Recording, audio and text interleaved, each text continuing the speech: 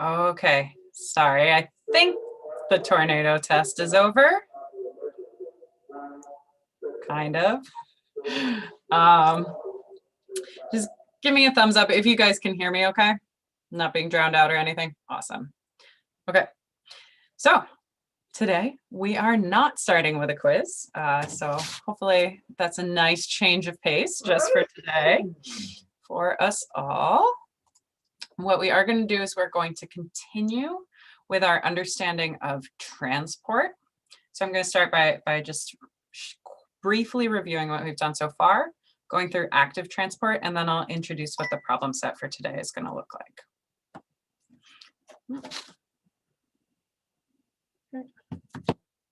It's just telling me that I am live on YouTube.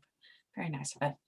Okay, so when we're talking about plasma membranes, we talked about this all already, so I'm going to be quite brief. We talked about the fact that they're selectively permeable, so some things can go through, other things can't. And that's due to the fact that the center of the plasma membrane is nonpolar and therefore hydrophobic. So anything with polarity, anything with charge, in addition to anything that's very large, is going to need help to get through the membrane. We also talked about the fact that to determine what type of transport we're seeing across the membrane, what we want to do first is identify the gradient, which is the difference in concentration across that membrane. So our definition for passive transport was a substance moving down its gradient, so from an area of high concentration to an area of low concentration, which is a natural automatic process. It's a basic fundamental fact of how the universe works. So it doesn't require energy if we're thinking passive transport. So we looked at transmembrane gradients and we practiced defining them a little bit. So we talked about how we can use the words isotonic, hypertonic, and hypotonic. And we talked about the types of passive transport. So simple passive transport is diffusion straight across the membrane. So that's things that can combine with lipids. So small nonpolar gases basically can do simple passive transport just due to diffusion. And then we talked about the special case of osmosis, where we have things that can't get across the membrane. So instead of having our solute move, we have water move. And we practiced some questions with osmosis as well. So the final type of passive transport that we talked about on Monday was facilitated passive transport. So this is the way that we could get solutes that can't get across the membrane, which we might refer to as impermeant solutes, referring to the fact that that the membrane is not permeable to them. So like ions and small polar molecules. We can get them across the membrane if we have the correct protein available to let them through. So often these are going to be channels, which just act as tunnels through the membrane. So if you have the right protein, ions and polar molecules can get into the cell or out of the cell by going through that protein. It's fully dependent on the presence of that specific protein. So if you encounter a membrane with no proteins in it, this can't happen. You have to have the correct integral transmembrane protein. Okay. So those are channel proteins. They just act as a tunnel, and that's where we left off. So today we're going to be focusing on active transport. To understand active transport, we're going to need to think about something called a transport or carrier protein.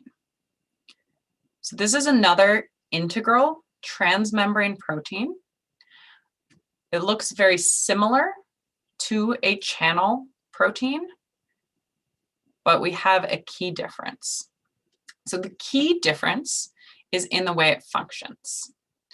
So channel protein, it's just a channel. It's basically just creating a hole, creating a tunnel through that membrane. But a transport or carrier protein is going to be dependent on shape. A transport or carrier protein is basically going to be like a structure with a cup on one side. And that cup has a shape that binds to a specific molecule. When that molecule binds to it, the cup can then flip to the other side and allow that molecule to cross. So we don't have things just diffusing straight across.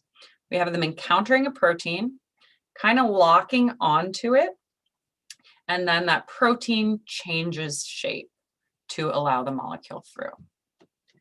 If we wanted to think about that deeply, we could think about the chemical properties of proteins that allow that to happen. Specifically, we remember we have all those different side chains, those R groups with different chemical properties that influence how a protein folds and therefore the overall shape it has. So when you have a molecule encounter these carrier proteins in the membrane, they bump into this cup part, which has certain R groups on the outside. When they interact with that thing that's binding in, suddenly those R groups aren't exposed in the same way anymore, and it can therefore create this change in shape because that whole shape was due to the interaction of basically of those R groups. We talked about the different levels of protein folding that are influenced by each of these by each of the different factors, right? We have covalent bonds creating our primary structure, hydrogen bonds creating our secondary structure, which is the alpha helices and the beta pleated sheets. We had R groups for the tertiary structure, which is that initial part of folding. And then we had subunit interactions for if we have multiple kind of units to our protein.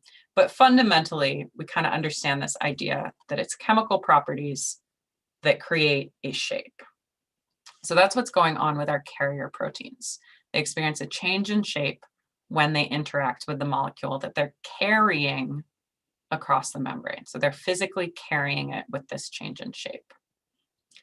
This is the main way that we allow things like sugars, amino acids, and nucleotides to cross cell membranes. Okay. They can be involved in either passive or active transport. So I want you to think quick in your minds what type of passive transport that would be, how we would refer to that type of passive transport if we had a molecule going down its gradient, say this glucose, going through this protein. And hopefully in your mind, you answered facilitated passive transport. And that's because to facilitate something means to make it possible. So our facilitated passive transport is made possible by proteins. So that protein could be a channel protein, as we discussed on Monday, but we would also see facilitated passive transport through these carrier proteins sometimes. Okay. But they are going to be really important for active transport, which is why I saved them for today. Okay.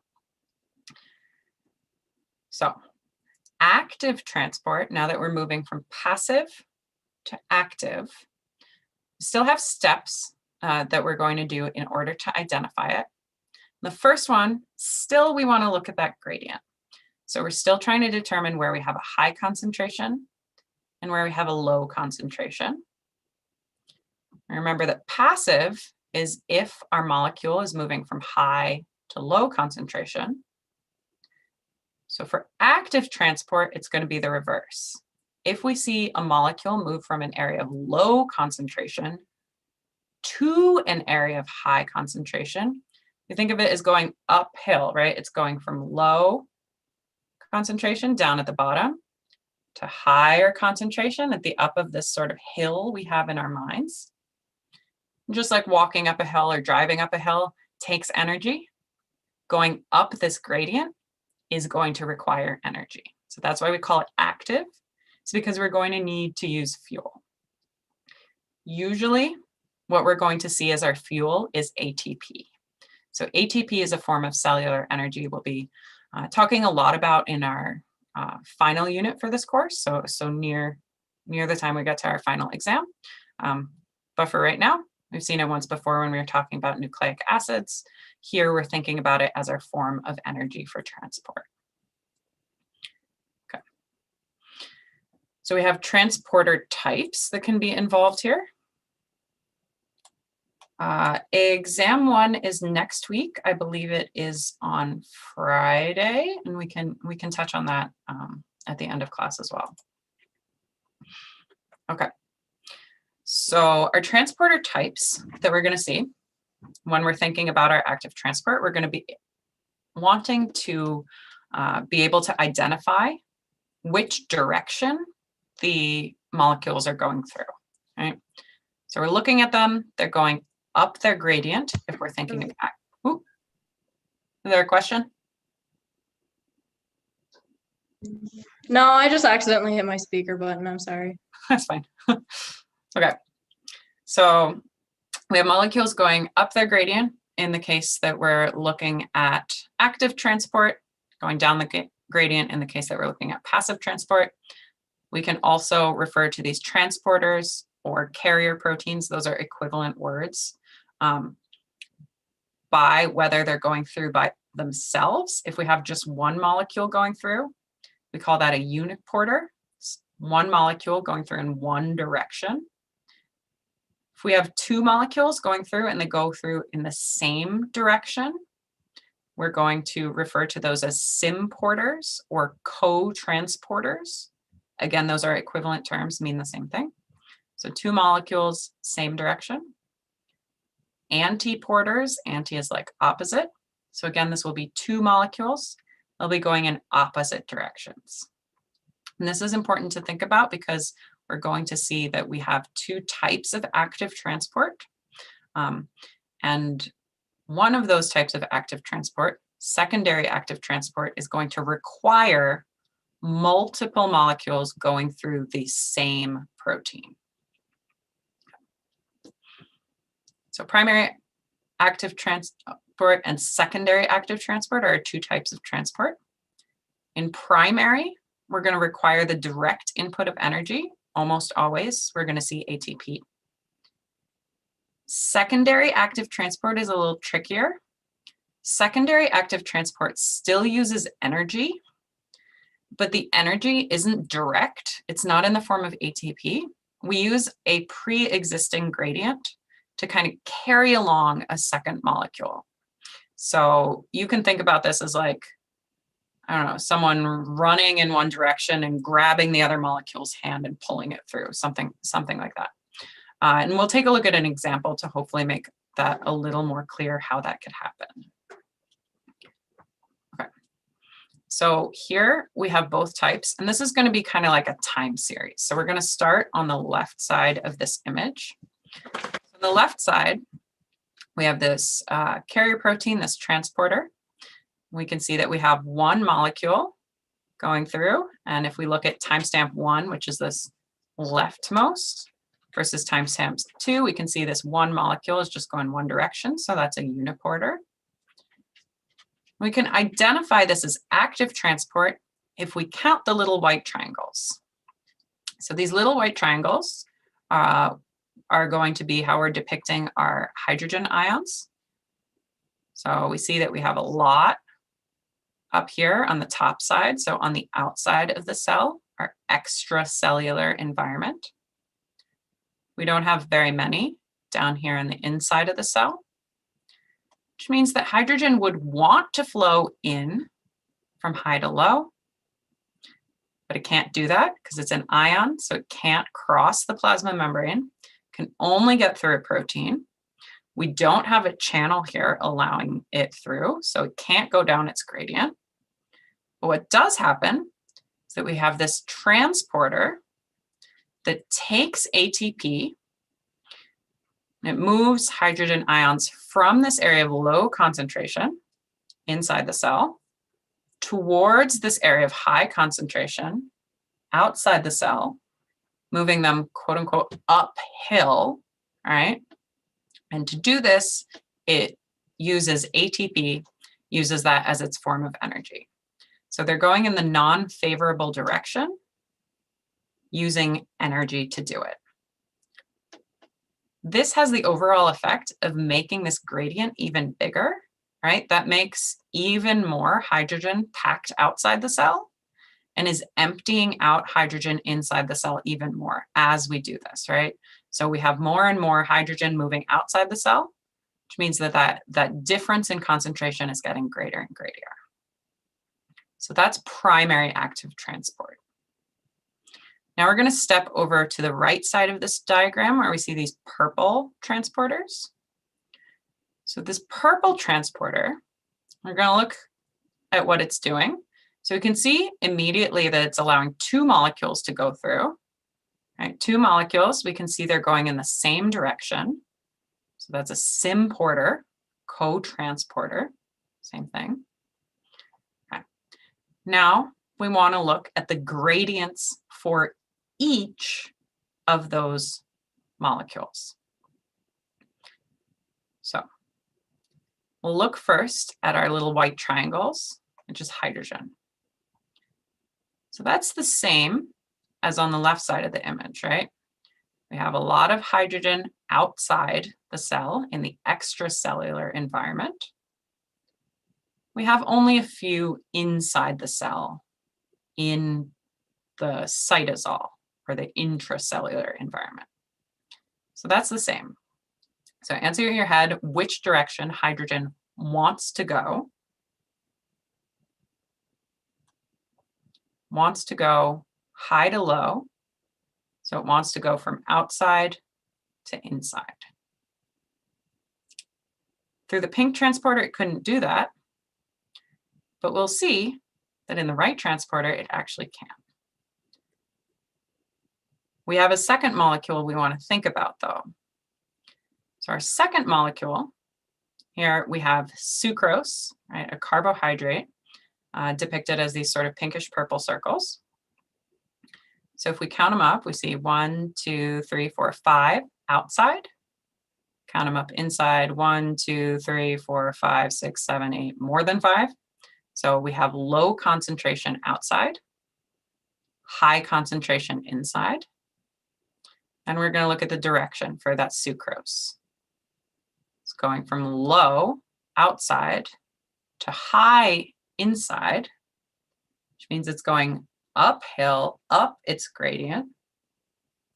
So we know that's active transport. It's going the opposite direction that it would naturally want to go.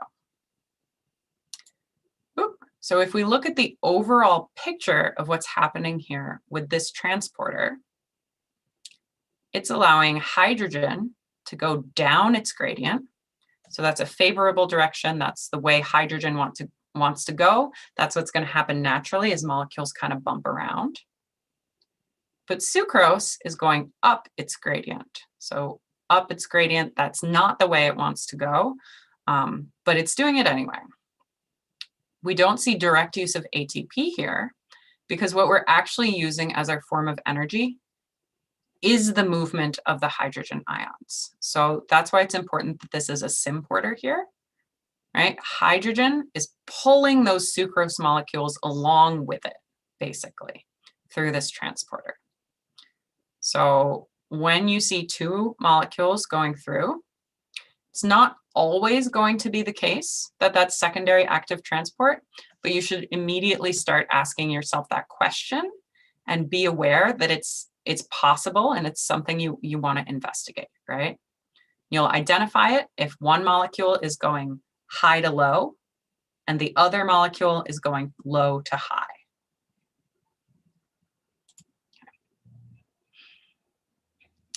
The reason I say it's a question but not automatic when you have two molecules going through is that we do have other transporters that act as pumps and allow multiple molecules to go through both against their gradients.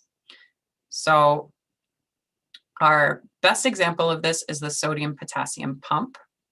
This is really common throughout the body, and it really basically like runs how most cells work. So you will absolutely see a sodium-potassium pump again as you go through the rest of your courses.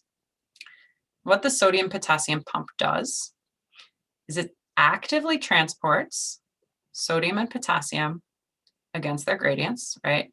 Active and against their gradients. Those are two terms that always go together, right? Active transport is against a gradient. And it uses the energy from ATP. Okay. that is actually usually what we mean when we see the word pump.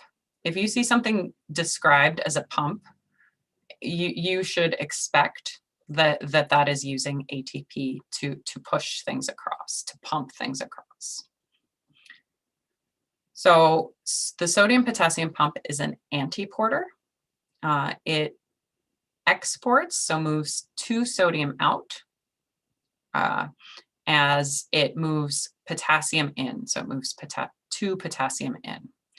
And those numbers, again, will become important in your future courses, specifically in A&P when you talk about neurons. But we're not going to focus too much on them right now. We just want to understand the fundamental way this pump works. So when you see this pump in the future, which you will, and you will see it in your problem set today, you're going to notice that sodium and potassium are going opposite directions. Both are going to be going against their gradients. That's like a definition of how this pump works. Okay. The final type of active transport we want to think about is something called bulk transport. And this will become important as we talk about protein creation and sorting in our piece on organelles on Friday. But basically, some molecules are so big that they can't get through a transport protein. Like this would be true of some neurotransmitters you'll see in the brain. This is true of a lot of large molecules. So these molecules need to transport via something called bulk transport, which is a type of active transport, requires energy, but we're not going to see directly where that energy is used. We should just know that if we see this whole process happening, and we'll take a look at a picture, that does require energy and counts as active. So molecules that might be crossing, proteins, polysaccharides, if we're thinking about our macromolecule types. Okay. So it comes in 2 types. Oh, we are discussing it in lecture today. In the fall, we didn't get to it, so this note is not for you. I'll remove it from your slides. But bulk transport is basically when we have the membrane make a pocket around something. So we have 2 words, exocytosis and endocytosis.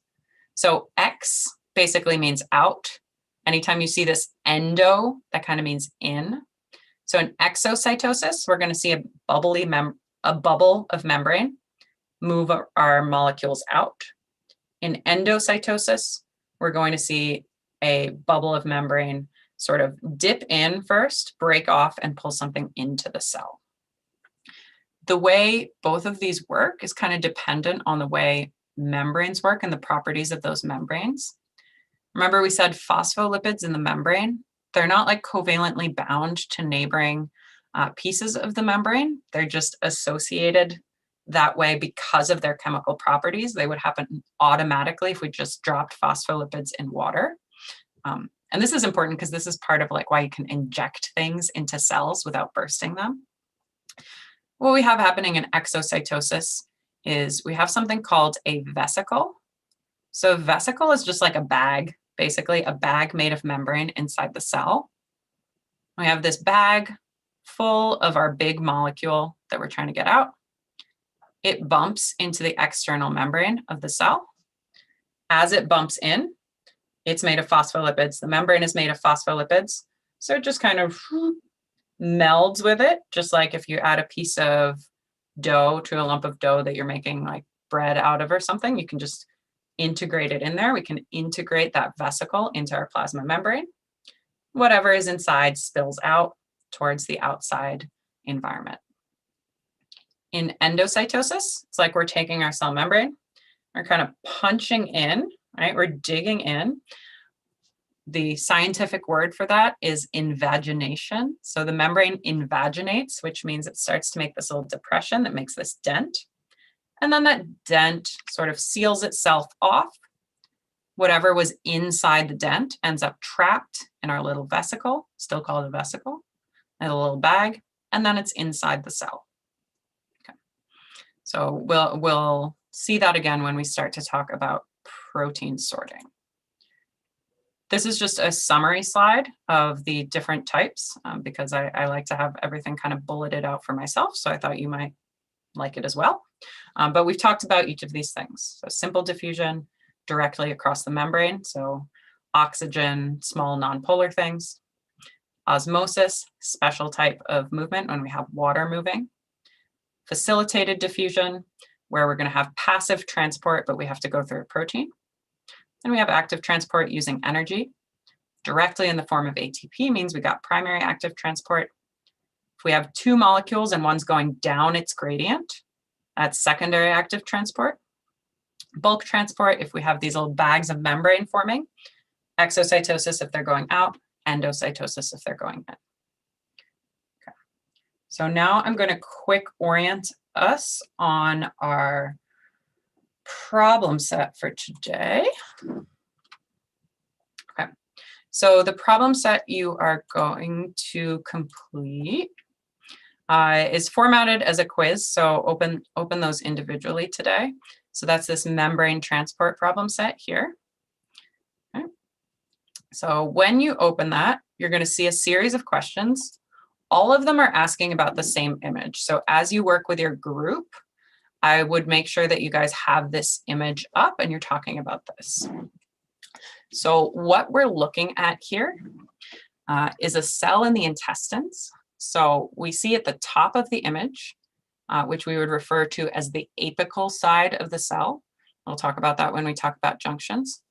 So this top of the cell is in contact with like food and water. Then we have our cell lining the intestine. And on the other side, we have some more fluid. This fluid would eventually have blood on the other side of it. So we'd call that the basal side of the cell.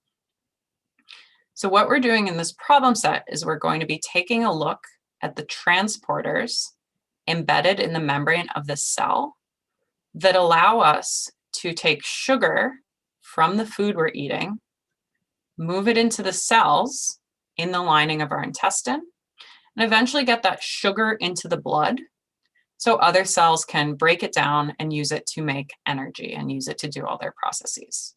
So we're looking at why glucose is able to get pulled through the cell like this.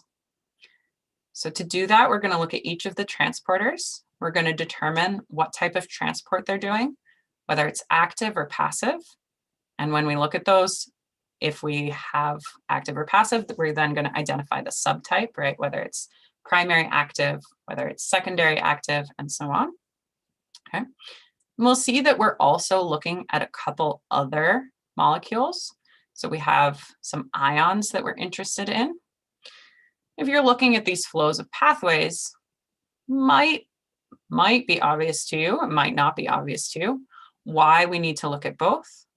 But we'll see up here at the top, right, that some of these involve both our sugar and our ions. So we need to understand what's happening in both of these pathways to understand the kind of overall function of this cell. So that's the kind of bird's eye view of what we're looking at and why we're looking at it. I'm also going to highlight for you here on the right-hand side, right? This is telling you the concentration of the glucose. So telling you the concentration of this sugar molecule. So the problem set and those quiz questions should step you through interpreting where you have low, high concentrations of things, but be looking at this bar. We don't have direct numbers. It's just shading where we have darker, we got high. What you won't see is the sodium gradient, although it is important. And the problem set should step you through back solving based on the information that is provided, where you would have high sodium, where you would have low sodium, because that's going to be important to how these two pathways kind of function together. So that's not written directly on the picture, but I promise you, you can figure it out by looking at what these different transporters are and what they're doing. So these pictures are in the quiz as well. I think it's just kind of easy to see the thing as a whole. These questions at the bottom, I believe, are the same questions as in the multiple choice. So if you want to fill them out here on the picture first and then just move your answers into the quiz, that's fine too. Okay. So questions about this before we move into that?